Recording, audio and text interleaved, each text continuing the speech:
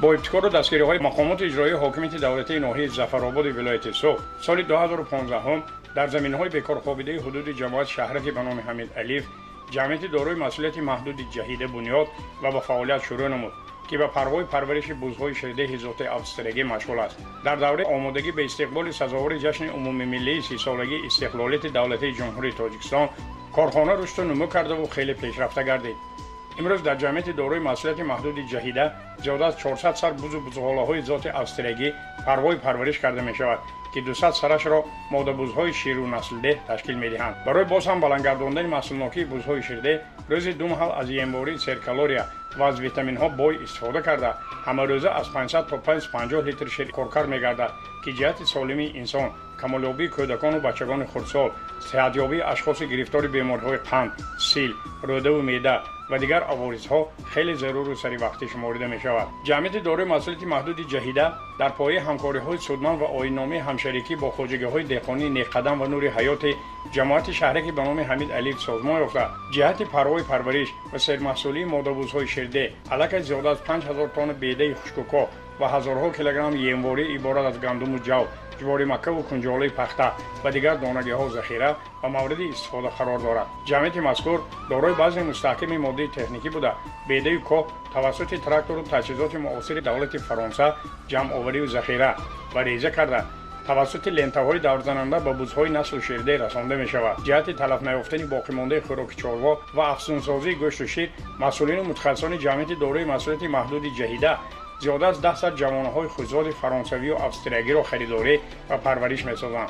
ذکر به مورد است که در مزرعه‌های گندم و جو و بیده برای خوراکی بزهای شیرده افسردگی کشت گردیده کارکرد با نوری‌های مینرالی و معدنی، پستیسید و گربیسید و دیگر زهر شیمیکات‌ها قطعاً ممنوع بوده. وقتی شدگار و کشت تنها از پاروی محلی بزها استفاده برده می‌شود که در استحصال شیر از جهت اکولوژی تازه و سیر ویتامین موقع کلیدی را دارا است. برای بزهای شیرده در جای پرورش شرایط‌های سازگار مهیا و یکچند دستگاه محض استحصال فرانسه و شوئد وصل نصب کرده شده است که با تاکید متخصصان ساحه و بلندشوی استحصال شیر تاثیر مثبت می‌رساند. ماده‌بزها را روز 2 مرتبه می‌دوشند و شیر استحصال گردیده برای در حرارت معتدل نگاه داشتن و تجهیزات افسردگی تنگ فرستاده جهت استحصال جرعات و پنیرهای گوناگون سیاه‌دانگی، زیرگی، پرهیزی و فلب و برنزها استفاده برده می‌شوند. مورد تاکید است که محصولات جمعیت دارای مسئولیت محدود جهیده در شهر و نواحی تاجیکستان بیشتر معلوم و مشهور گردیده طلبگاران زیادی دارد.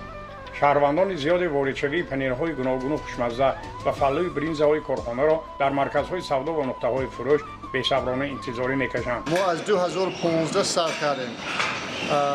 ما هم جدمه جهیده هم همکاری خواجگی دهقان داریم. در اینجا قریب 200 سر بز جوشویی داریم.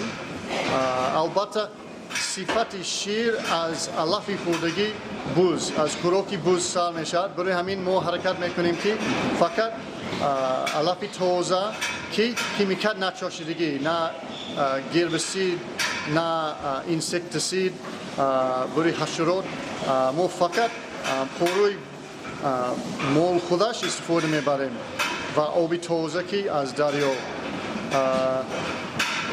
ما مقصد جدمه جهیده همه خیل برای سلامتی آدم ها هستند. غذای آدم بلند باشد، سلامتش ناز باشد، این تاثیر کرده نمیتونه. در روند پرورش بزهای شیرده و چارهای کلان ذاتی در جمعیت دارای مسئولیت محدود جهیده امروز پرورش ماهی‌های گوناگون و زنبور عسل را تجربه می‌نمایند. فعلا در یک حوض پرورش گل ماهی‌ها و در 15 قطعه زنبور عسل افسردگی راه اندازی کرده الک یک مقدار عسل طبابتی و از جهت اکولوژی تازه سیاه‌دانگی به دست آورده شده است.